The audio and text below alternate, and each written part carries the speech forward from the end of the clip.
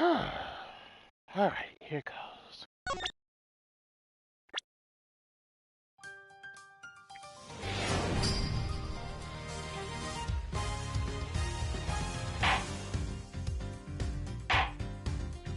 Great thanks, fellas, to the time and space with your host, TheAmariaShadow, and welcome back to the channel, and welcome back once again to more of Ace Attorney Investigation. We're going to be continuing where we left off in the last live stream. We are going to be continuing with episode 3, Turnabout Legacy. So without further ado, let's get started on our way to today's adventure, and see what's in store for us. Allons-y!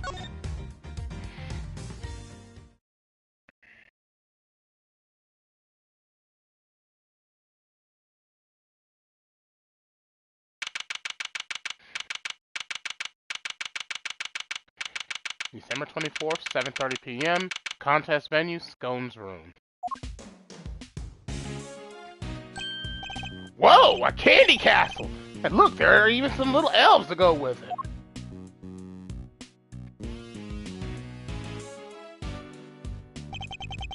Room's laid out, pretty much the same as Tangaroa's. It's not as cold though. That's something. Let's see. Yeah, it looks like there's a temperature control panel in here too. Over there where that orange light is, right? You better take a closer look at it when we can. It's like a fairy tale storybook in here, and this whipped cream covered construction must be the work of Miss Delicia Scone. Where is Miss Scone? Me? Why am I just over here, dearie? Oh, just look at you lovely boys. Delicia Scone at your service. Some cheeky blighters back at Blighty even call me Miss Delicious. Called a lovely boy at 34. Unexpected, to say the least. Lovely boys? Really? Even Mr. E? Oh yes, dearie. You the detective over there? You're all lovely boys to me. I'm nobody's lovely boy, lady. Name's Bad. I wonder just how old she is.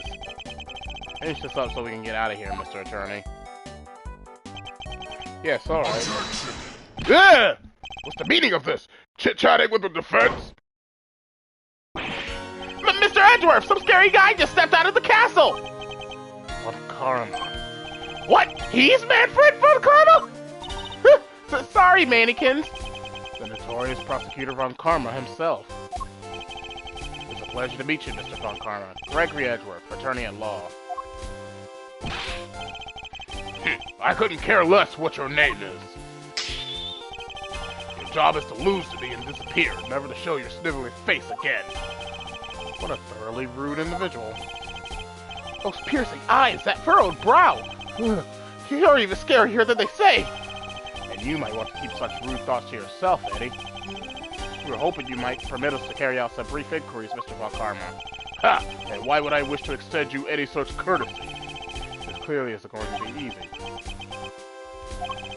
So long as your inquiries are limited to this room, I suppose I'll allow it. Why the sudden change of heart? You, the tall fellow. Name's Bad. Is that so hard to remember? I didn't ask for your opinion. The thoughts of a lowly detective do not concern me. But I do admire your spirit. Bad, see to it that these worms don't step out of line. Why do I have to? I am not offering you a choice, detective. I need to go and look over Gusto's room. Good day.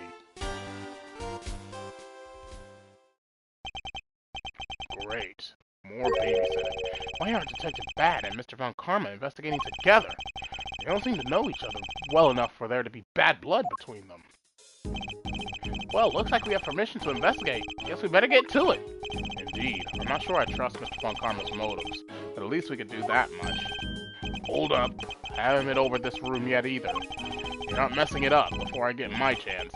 You'll have to wait till I'm done. Huh? And I thought you were the lead detective. How come you didn't take a look at this room yet? Because I wasn't the first one they'd assigned. One of Von Karma's pets was on the job before me. Right up until just now, in fact. I got here not long before you did. That answers my question as to why they're working separately, I suppose. What say we look over the room together, Detective? It worked out well enough before, and you won't have to worry about us messing things up. You keep an eye on us as we go. What kind of screwball attorney has to have a detective breathing down his neck? Guess I'm stuck with you for a little while longer. Yes! You're amazing, Mr. E! You have our thanks, Detective Bad. Don't be too grateful. This is my scene. The second you get in my way, you're out of here. Of course, we understand. Now, shall we begin?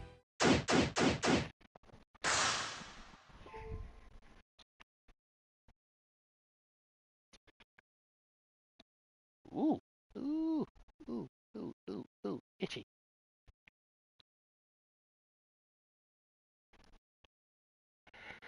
Okay, let's see here. First, let's examine the castle. It's an incredible piece of work. Hard to believe this whole castle is made out of sugar and cream. I know, right? It's like we're inside a magical medieval story or something. I didn't know you were so into such fantastical things. Sorry, Mr. Edgeworth, didn't mean to get so carried away there. Oh, no need to apologize. I admire your enthusiasm. I sometimes wish my own son was as animated as you. You have a son, Tree? I do. He's still in elementary school, and yet he'd rather read a statute book than a fairy tale. Well, don't worry that his interests will make it hard for him to make friends. Don't say that. He sounds super interesting. He'll make a ton of friends, me included, I'm sure. I like to think you'd be more of a big brother to him than a friend, Eddie. A big brother, huh? Guess I have some growing up to do. Better take this more seriously. Indeed, and with that in mind, shall we continue our investigation? I must scour the scene and inspect anything that catches my attention. The doors of the castle have been left wide open. Yeah, was the guy born in a barn? He could have at least closed them behind him. I can see you say that to Mr. Von Karma's face, Eddie. Wait, there's a bunch of stuff inside. Let's see. Hold it, kid. If anybody's going to be handling evidence, it'll be me. Cream's going all ruddy. It's all over the detective's shoes. Why are all these items being stored inside a candy castle?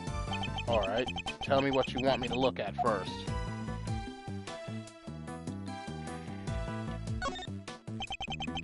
There's a bunch of blue cloth back there. 1, 2, 3, 4 rolls altogether. Well, they certainly aren't made of candy. No idea what this stuff is for. Almost looks like somebody hid it in here. And I think I've seen fabric of the same color somewhere else before.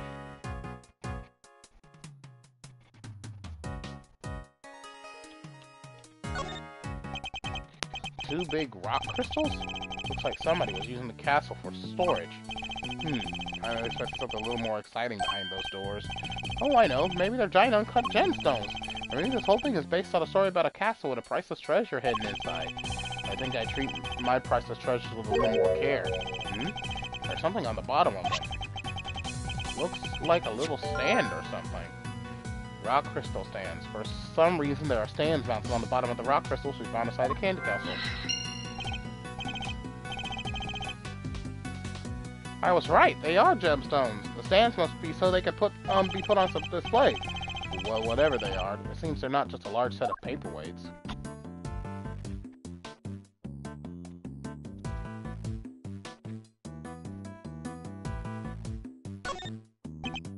Huh. These pillars. They have hexagonal indentions. Looks like something's supposed to go in there. Well, whatever they were, they're long gone. Hexagonal indentions, huh? I wonder. Castle's covered in whipped cream, so maybe a giant strawberry? A giant strawberry with hexagonal bottom? Look, I like strawberries, okay? Can't blame a guy for wishing. I prefer bananas myself. Blueberries for me. Oranges for me! And apples. Alright. Let's see here. These rock crystal stands have the hexagonal indentations on it, so let's attach these together. The rock crystal stands and the pillars in front of the castle feature the same hexagonal shape. I believe the crystals are meant to be placed on top of the pillars. Oh yeah, hexagon to hexagon. Makes perfect sense. But if that's the case, then why were they being hidden inside the castle? The rolls of blue cloth and the rock crystals inside the castle. I imagine both must belong to Miss Scone. Miss Scone. What were you using the items inside the castle for? Hmm? Oh, those? Sorry, Lambkin, but I'm not allowed to say. Let me guess. Von Karma? How did you know? But please don't ask me to tell you. He'll have my guts for garters. I think the prosecution really has no intention of sharing anything with the defense. Man, thought we were onto something with those giant rock crystals, but... What's that, dearie? You're interested in my little trinkets? Your trinkets? Yes, my sweet. I use them to make people all lovely and relaxed. You use rocks, crystals, and cloths to do that? I do. It's wonderful. You should see it. And they're not just any old rock crystals either. They're great big lumps of salt with lights inside them. Wow, those things are lamps? Well, that's not even the half of it. Those cloths hold an even more extra exciting secret. She really opened up the moment we started talking about her trinkets. Since you're here, why don't I give you lovely boys a taste of my relaxation magic, Oh, Batty Bumpkin, can you get it all out and set it up for me? The name is Bad. Is that a no? Why are you being so selfish, Batty Bumpkin? You, have you finished taking photos of this room yet? Yes, sir, we have, sir. Then help Miss Scone here with something, will you? Yes, sir, right away, sir. Oh, you're a sweetie at heart, aren't you, Batty B? That's amazing, Miss Scone. You got her to do exactly what you wanted. That's some talent. Thank you ever so much, Battykins, and you, Officer Lovely. She's even giving nicknames to the forensic guys now. I guess it's her way of showing that she cares. So, what about this is supposed to be relaxing, exactly? Don't be a big sourpuss, Batty B. The fun's only just beginning. Officer Lovely, you can switch it on now. Yes, ma'am!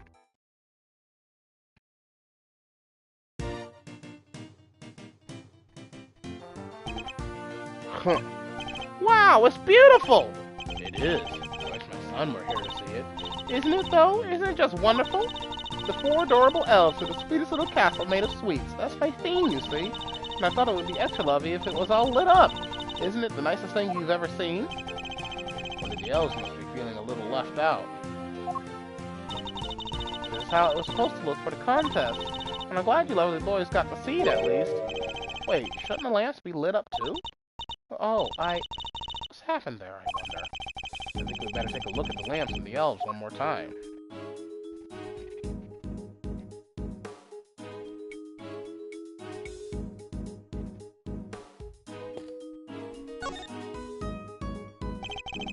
I must scour the scene and inspect anything that catches my attention. Ooh, that's blood! The lamps appear to be broken. Bulbs are smashed. Both of them. Maybe they fell and broke on the floor? Look, there's a red stain on the one on the left. That's not just a stain. That's... Yep, it's blood, alright.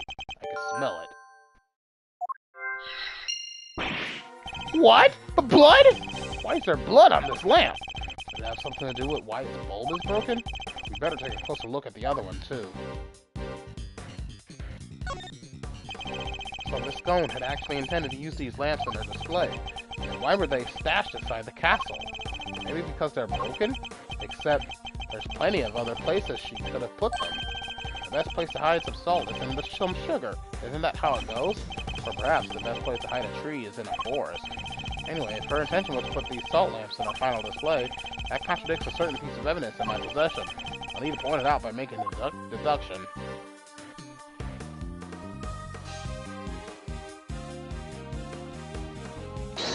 Alright, we got some logic here. And these are the obvious ones. This blood has to have come from the blunt force trauma.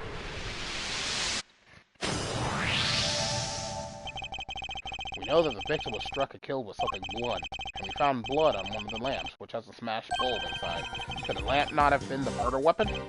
For sure! It could definitely do enough damage to kill someone. You, science guy, did you finish analyzing the blood from the lamp yet? Yes, sir! Just got done a minute ago, sir! The blood is the victim's, no doubt about it. There you have it. So the murder weapon was hidden in Miss Scones' room. I'm beginning to think we may need to add her to our list of suspects.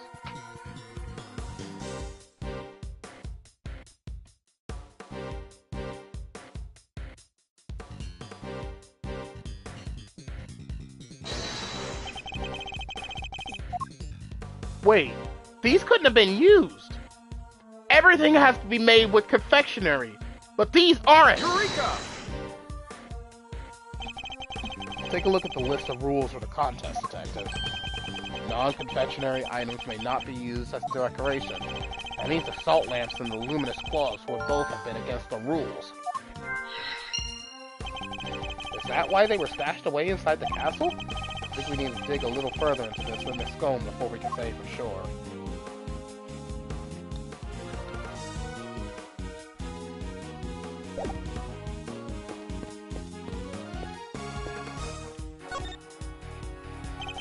This elf doesn't have an illuminated cloth over it like the others. It's not fair to leave the poor guy out, Miss Scone. Well, I didn't want to, did I, dear? But one of my cloths and one of my little machines went missing. A cloth? What sort of machine exactly? Oh, you'll never guess how it all works. Those luminous cloths are connected to these little thingamajigs. They're called, full spectrum light emitting devices. They send light down the main cable into each optic fiber strand. That's what makes the cloth glow. With a little bit of fiddling, you can change the light to any color in the whole wide world. Bright red like ferocious fiery flames, cold blue like clinking crystals of ice. You have this special batteries that last for donkey's years. They don't mind the cold at all.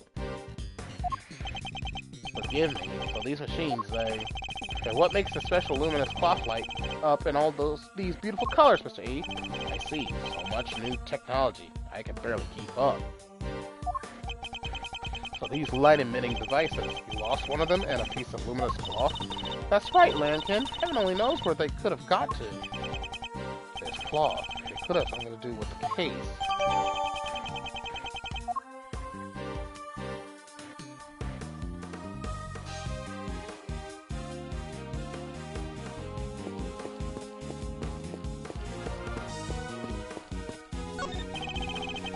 Small door on the wall here, just like Mr. Tangaroa's room. Here, I'll open it. Temperature 68 degrees, light set to green. Didn't Gusto say green needs to be kept at 50 degrees? Temperature in here is too high. That is odd. I wonder why.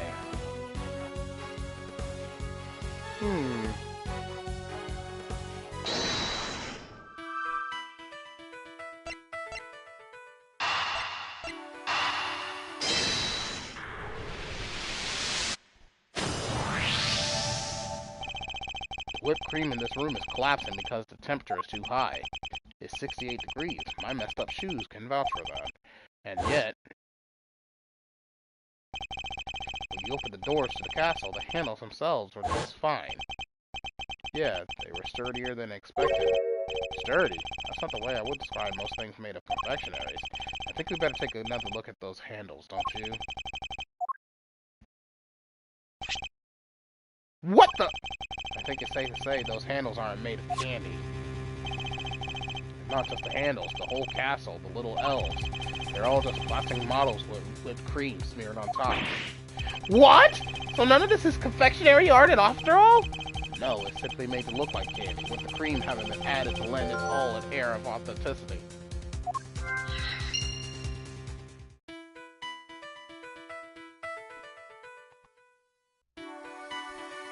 So none of it is real.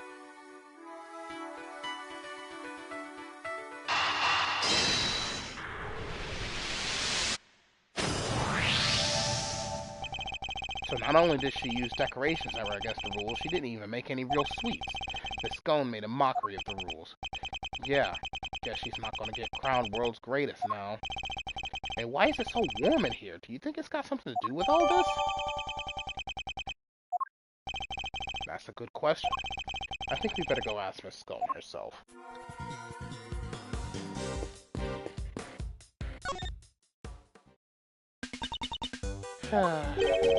What's the matter, Miss Scone? You seem a whole lot less cheerful than you were a minute ago.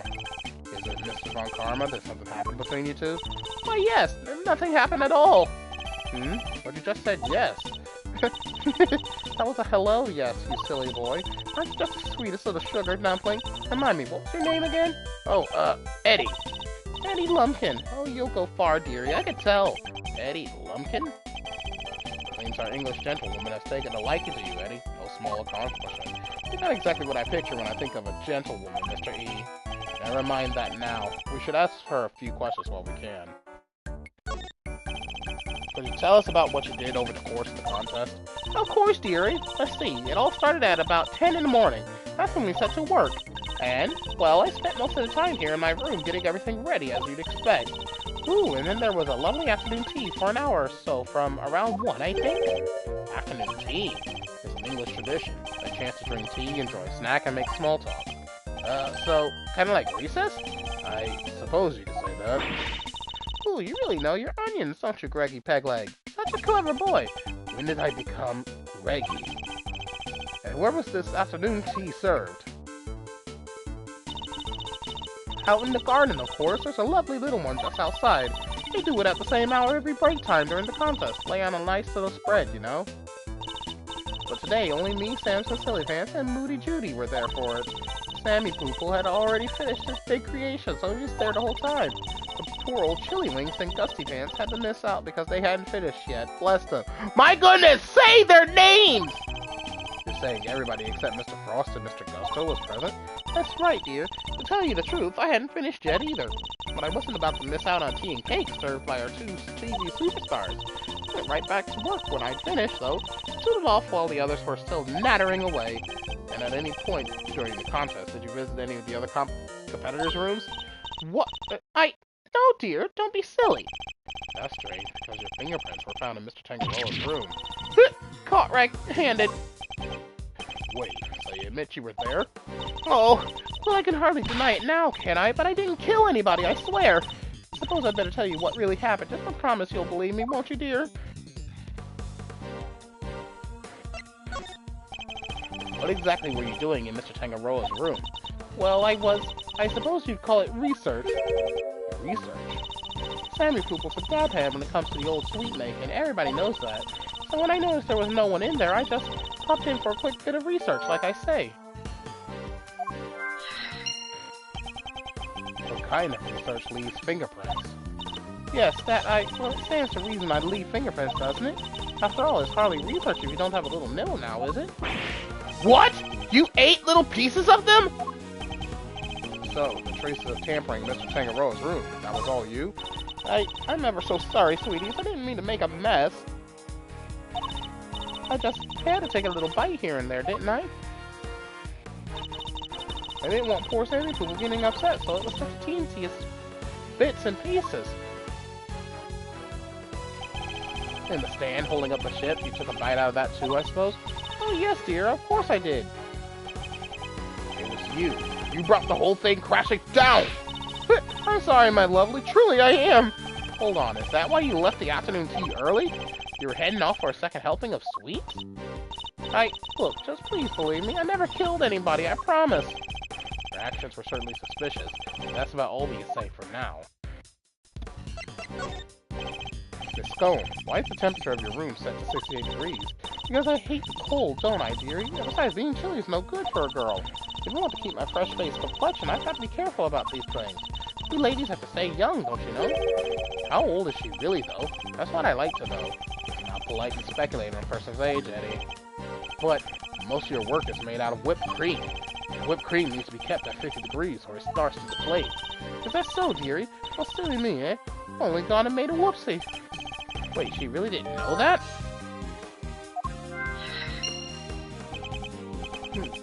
World-class confectioner in my foot. Not only did she break the rules by using fake candy, she's ignorant of basic facts about her supposed craft.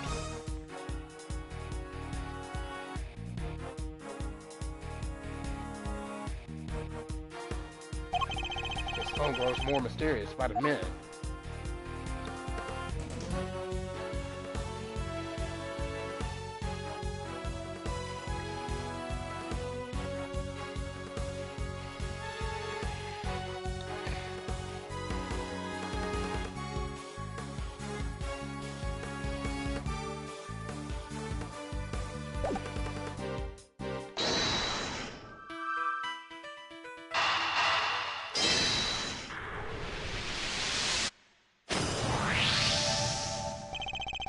Scone appears to lack basic knowledge about how confectionery is created. She says that she snuck into another entrance room for research purposes. Hardly the actions of a world-class confectioner competing for a major prize. Yeah, not how I'd picture a top pro acting. Does she maybe just lack a little confidence, or is she not actually a confectioner at all? Perhaps she had another agenda altogether. After all, we only have her word for it, that she went into that room to do some research. Wait, you mean maybe she went in there to commit a murder? There's no way of saying so for certain just yet, but she is hiding something, that much I'm certain of.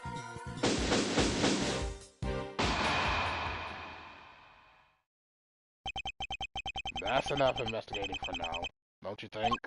Yes, we've certainly found plenty of interest. Something's been bothering me for a while now. Mr. Von Karma would have surely found the murder weapon when he searched this room. And yet, he didn't arrest Miss Scone. He didn't even seem interested in questioning her. I think our first priority should be to find out what he's really up to. Detective Bad, I have a few things I'd like to ask Mr. Von Karma. Me too. Him and Scone. How could you, Batty Bumpkins? So stop staring at me like that! It appears Detective Bad is just as suspicious of Mr. Von Karma and Miss Scone as I am. Miss Scone, would you be so kind as to accompany us? Of course, dear. Where are we off to? To find Mr. Von Karma. December 24th, 8:05 p.m. Contest venue, Fountain Room. Mr. Von Karma, we'd like to speak with you, if that's alright. Judging by your faces, I'm guessing you found the murder weapon.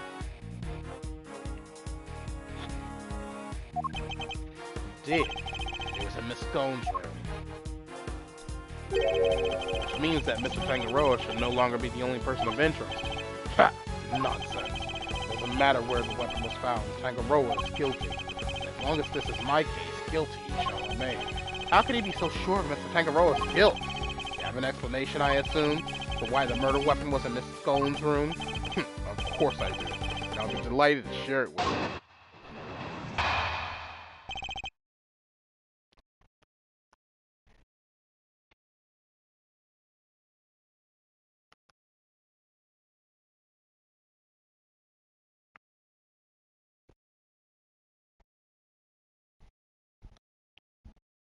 The murder weapon.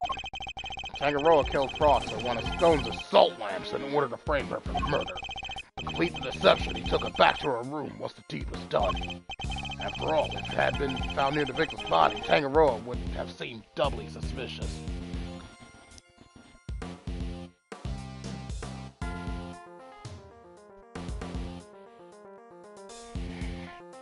Ugh, Jesus. My eyes are burning.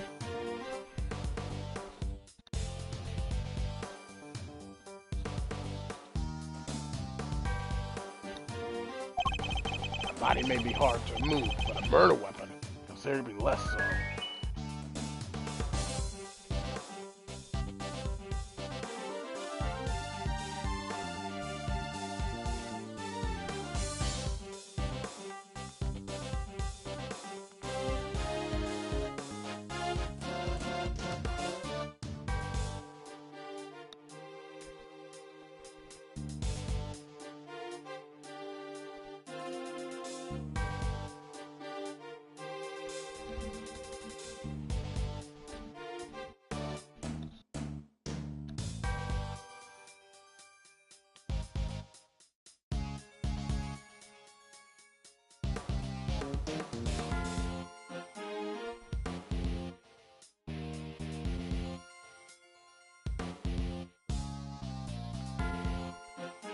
Give me a second.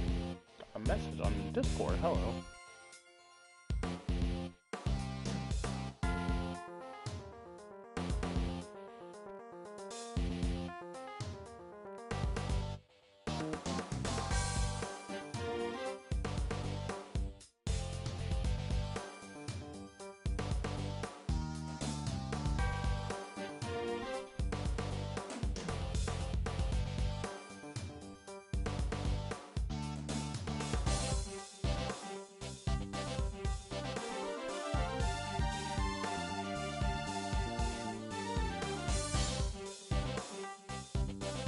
Oh, it was just an update on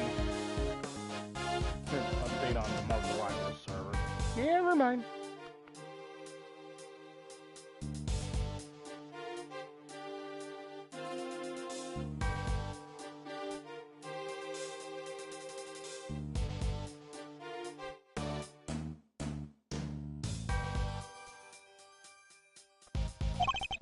And that is why there was no piece of evidence on the scene that pointed to a particular suspect. So it's your assertion that Mr. Tangaroa took the salt lamp back to Mrs. Stone's room? It is indeed. But it is more than an assertion. It is a fact based on my own investigation. You mean you have proof that he did so? I don't need any such... What? If you have a rebuttal, I will be happy to hear it. But I highly doubt you'll be able to fault my logic.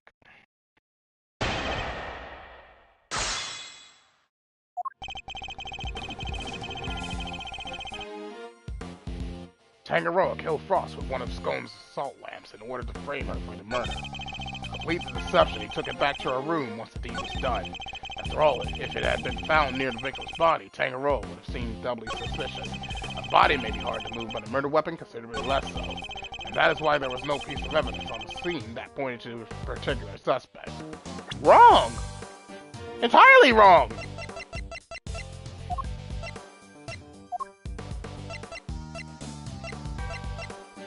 Objection! It's true that the murder weapon and the blood-stained chocolate were removed from the scene of the crime, but something else remained that does point to one person in particular. Take another look at the photograph of the body, if you will. The cloth covering the victim's lower half. Is that not one of the same luminous cloths we found in Miss Scones' room? What's that, dearie? One of my lovely colorful cloths? At the scene of the crime, you say? Luminous cloth? Nonsense, I see no light to speak of. I guess he doesn't know how it works. It may look like ordinary fabric at first glance, but attach one of these light-emitting devices, and the difference soon becomes apparent. Look at his face! I don't think he was expecting that. The fact that the cloth can be lit up is neither here nor there. We have to show why it's important. One of the rolls of cloth from Miss Scones' room went missing. And if you look closely at the blue cloth in the picture, wouldn't you say it's clearly made of the same material, Mr. Von Karma?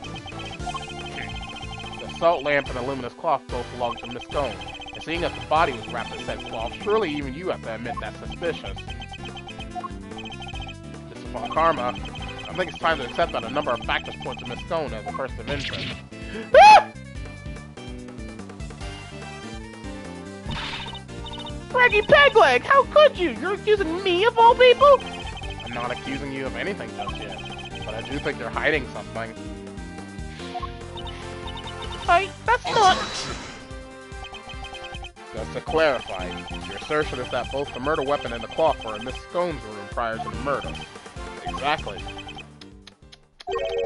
Is something funny? Only that you walked so carelessly into my trap. Neither the cloth nor the murder weapon were in fact in her room, so sorry to have to break it to you. What does he mean? Tangaroa spotted them before the contest began, and noted that the lamps and cloths contravened the rules. He subsequently confiscated them, and took them to his own room for safekeeping. What?! Then, after the contest began, nobody saw hide nor hair of Frost as he had secluded himself in his room. And the only person capable of entering his locked room was Tangaroa, possessing as he did the only key. And as you now know, he was also in possession of the lamp used to commit the murder, so you see... I have had everything I need to get Tangaroa convicted all along!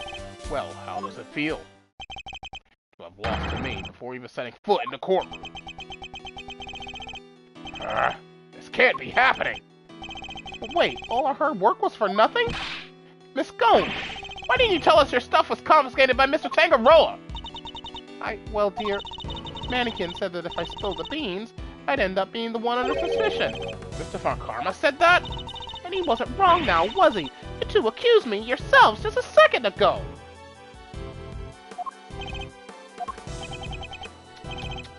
Pathetic. Curse you, Von Karma. You led us to the murder weapon knowing we make certain assumptions as a result. One more thing, my pathetic friend. There are two, and only two, sets of fingerprints on the murder weapon. Two? Yes, those of Felicia Scone and Samson Tangaroa. No others were fried. Tangaroa used the lamp he had confiscated to murder Frost, and was foolish enough to hide it in Scone's room without first removing his fingerprints. At this rate, no one will even need to testify. My perfect evidence will do all the talking for me as I secure his guilty verdict. But wait! What about the luminous cloth that was left behind in Mr. Tangaroa's room? What about it? He probably meant to return it after disposing of the body. Ah! I don't have enough to disprove any of what he's saying. No more pitiful ejection. Get out of my sight and close the door behind you! Mr. E! I'm not about to just give up. I see you mean to waste more of my time. Bad, escort them off the premises now! This investigation is not over yet. Detective Bad! What is the meaning of this? Sorry, but I'm not in the habit of leaving cases half-solved.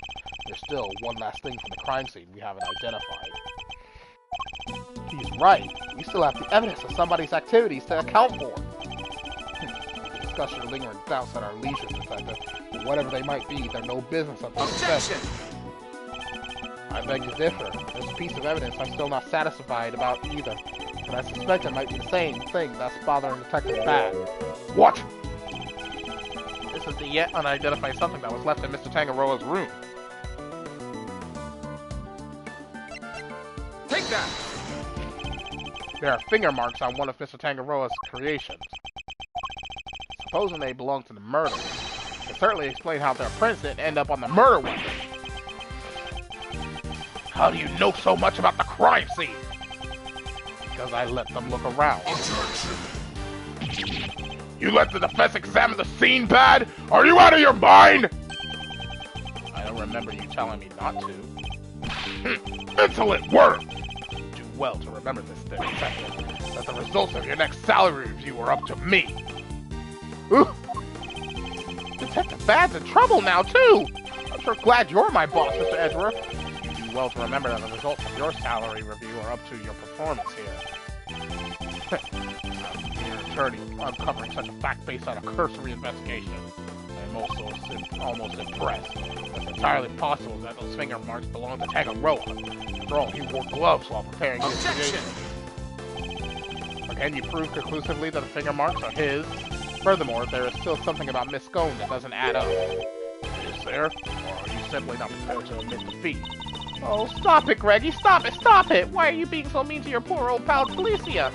I owned up to nibbling poor semi-pupil sweeties. And what more do you want? I don't want to have to make you a suspect, that much is certain. But you lied to us, and you're still not telling us everything. Greggy, stop it! Stop bullying me! I'm sorry, but you don't even know the temperature whipped cream should be kept at. What kind of professional confectioner doesn't know something as fundamental as that? I'm sorry, alright? I'm sorry I'm a silly, muddle-headed girl. What more do you want me to say? I don't think you're muddle-headed at all. I think that you were never a confectioner in the first place. Enough! I'll beg you to keep your baseless accusations to yourself. Evidence is everything in a courtroom, in case you've forgotten. If you're going to accuse a witness of perjury, then I demand that you present something to back it up. But this isn't a courtroom, is it?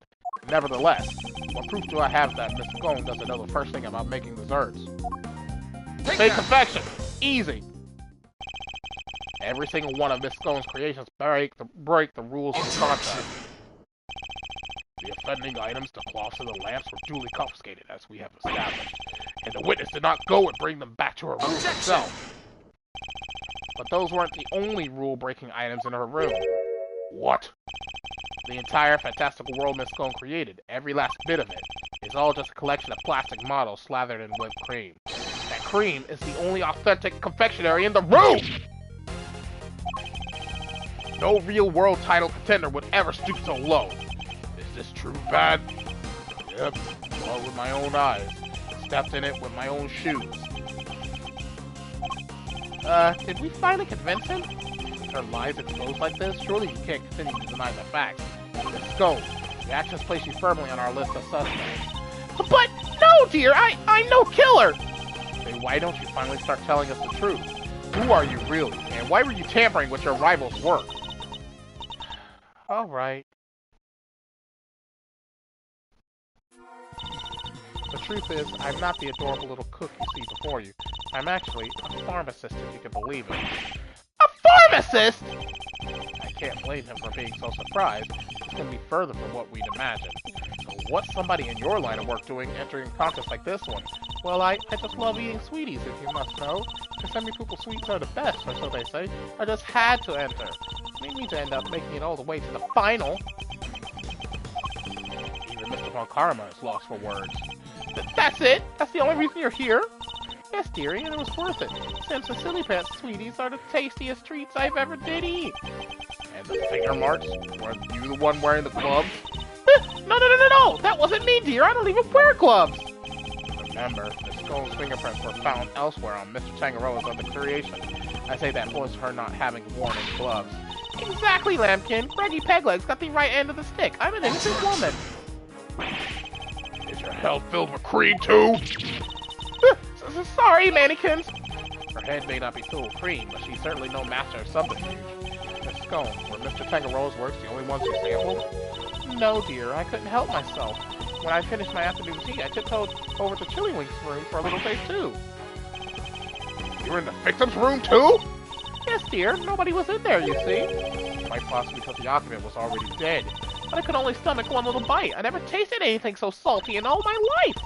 So I did myself one of the tasty star-shaped bits off to the side to cleanse my palate. You have quite the sweet tooth, don't you, Miss Stone? Indeed. What didn't she sample? That's everything, I promise. Reggie Peggles, mannequins, I'm so sorry. I didn't mean to make a mess of things. As long as what you told us is the truth, that's all that matters in the end. Do not think for a second that this means I myself believe you. I'm going to investigate the victim's room now. We'll see how truthful you've really been after I'm through. Mr. Von Karma, please let us accompany you. I think it's only fair that we be allowed to investigate the veracity of her conclusions. Accompany me if you like, but don't think for a second you'll be permitted to conduct your own investigation. We'd like to accompany you all the same.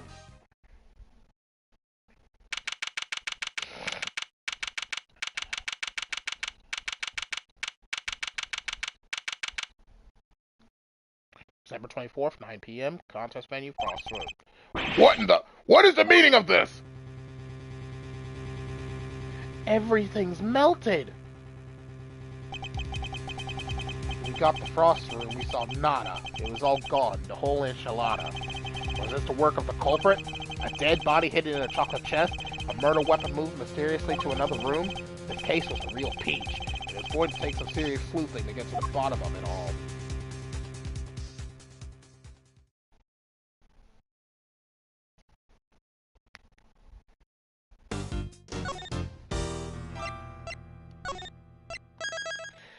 And with that, we shall end today's video. So thank you all for watching, and as always, your host, TheAmariaShadow, saying along Z, and I'll see you for the next adventure. Goodbye, everyone!